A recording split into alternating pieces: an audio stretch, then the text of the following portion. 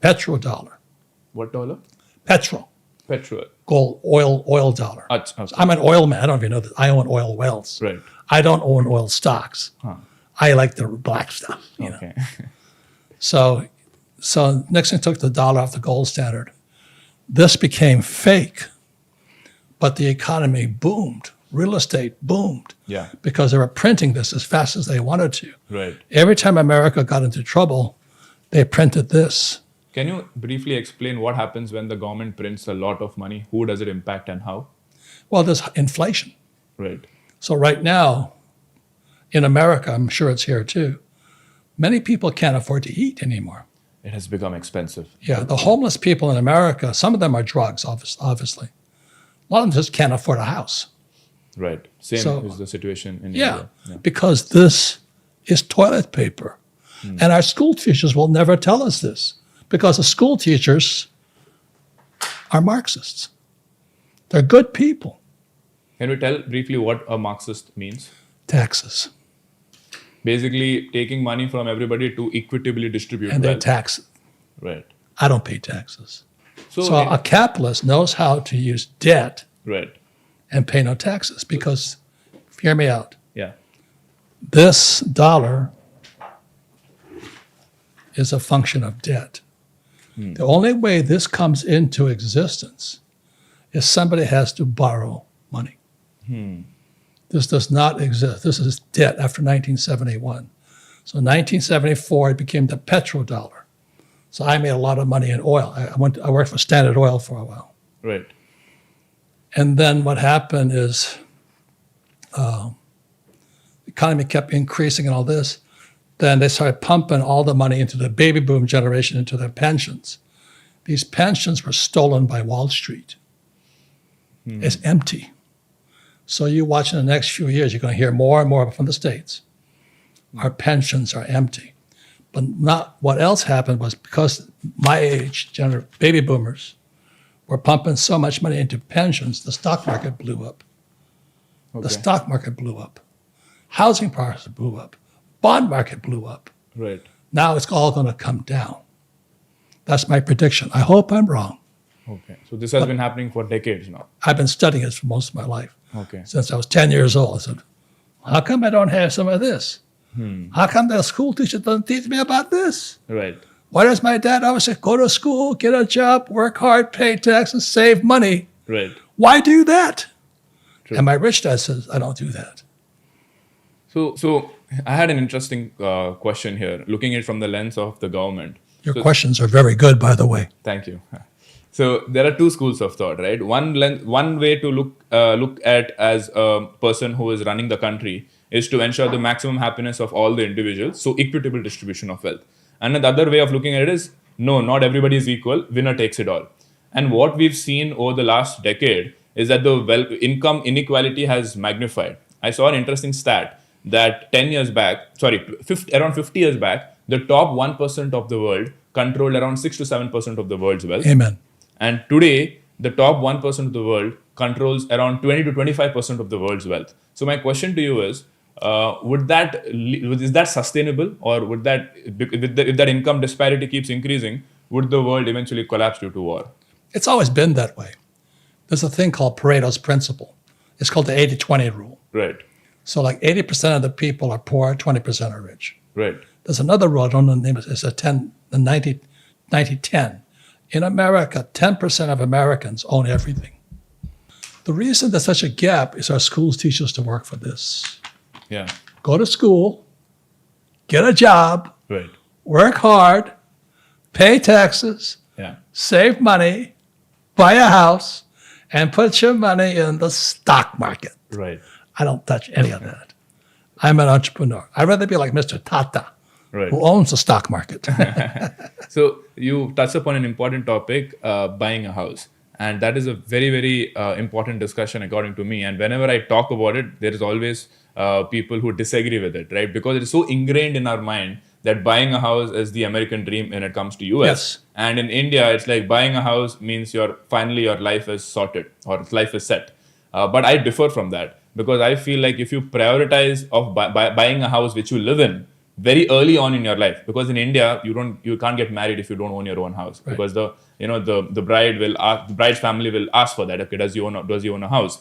And because of that pressure, young Indian males are buying a house in their mid-20s and getting into 20 to 30-year home loans, which kind of gets them bonded to working 9 to 5 jobs for the next 20-30 years, which they can't take any risk. You got it. So I want to ask you, what are your thoughts about buying a home? Because it's very difficult to convince Indians, and I get a lot of lashback when I say that. Don't buy a house, delay that purchase, focus on building assets which pay you more money. But people disagree.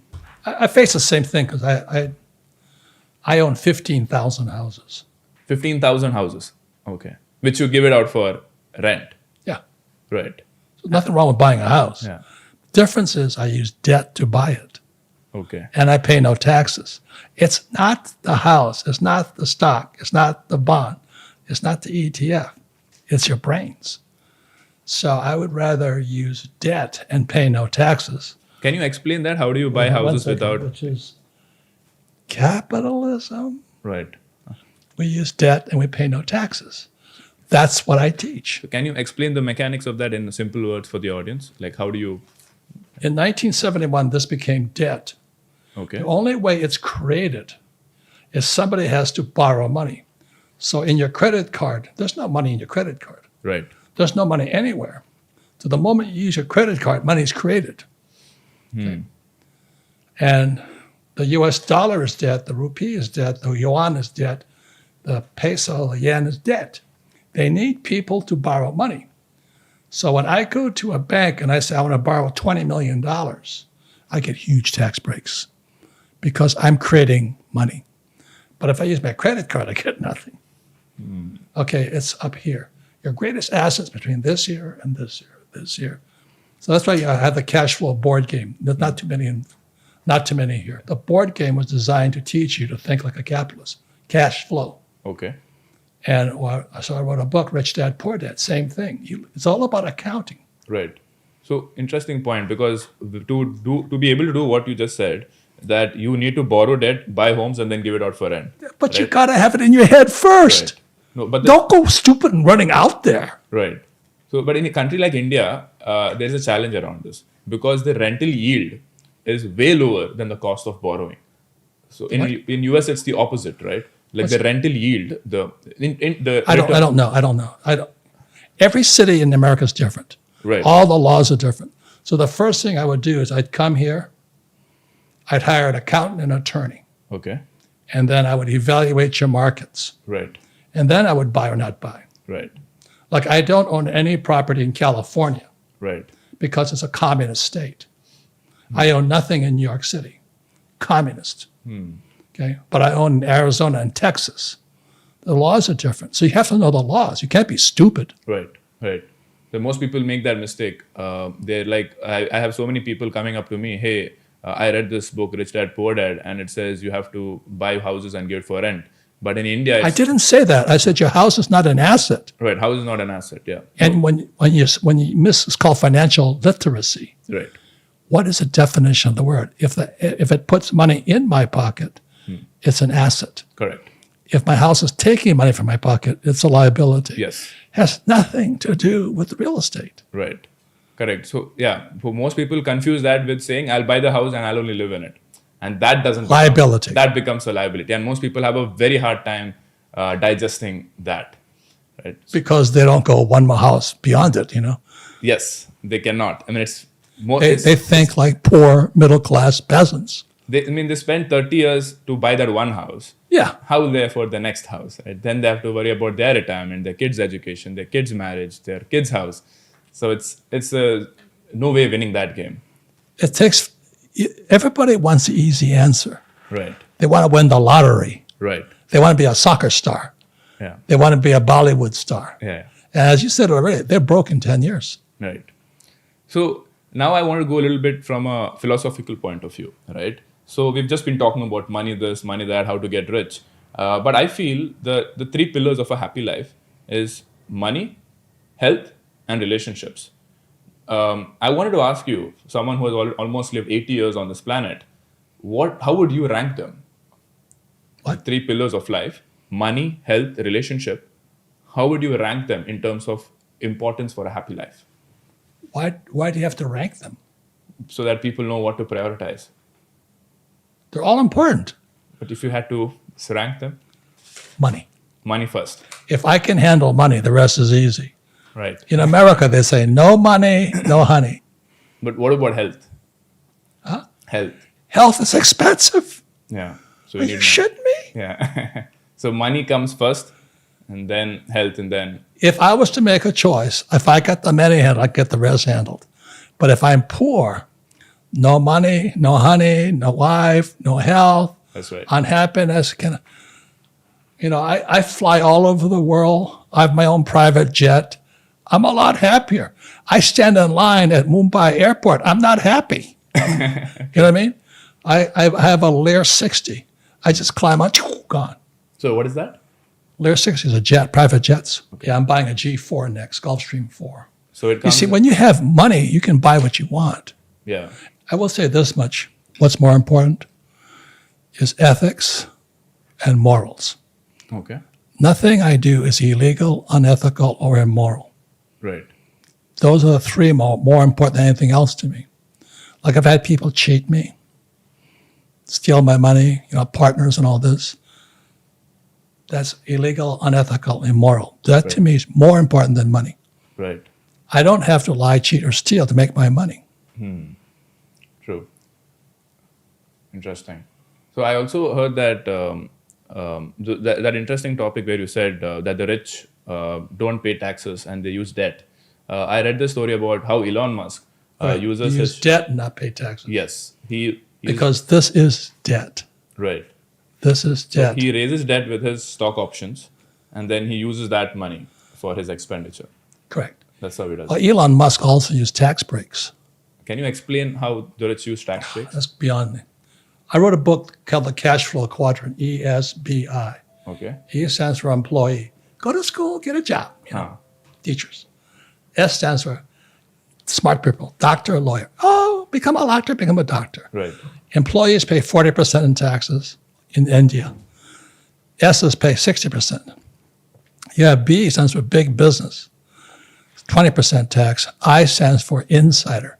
I only invest from the inside. I don't invest from outside, legally. Okay. So Elon Musk is a B and an I. I'm a B and an I. 500 employees, and I put the deals together. So I put my gold mine, guess how much money, my gold mine in India, guess how much money I got in it? How much? Zero. Because I'm an insider. I put the deal together.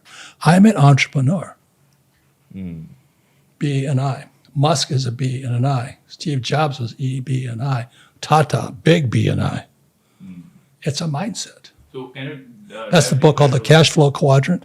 If you read Rich Dad, Poor Dad, Cash Flow Quadrant's your next. Got it.